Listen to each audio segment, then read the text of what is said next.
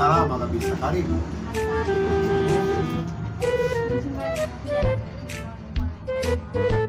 We, kuna tatizo? Linasumbua nini? Kinasumbua hasa? Yaani usiku silali, kitu kinaniuma, mauzauza mengi sana nyumbani. Unapata mauzauza. Umeisoma Warumi 6 mstari wa 4. Na 13 Mathayo mstari wa 4 unasoma.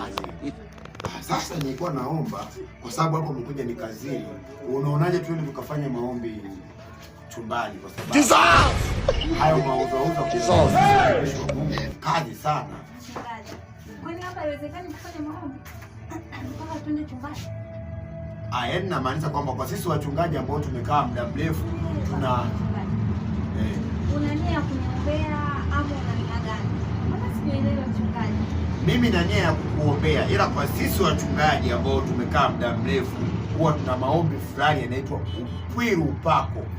Yaani upwiru upako ni maombi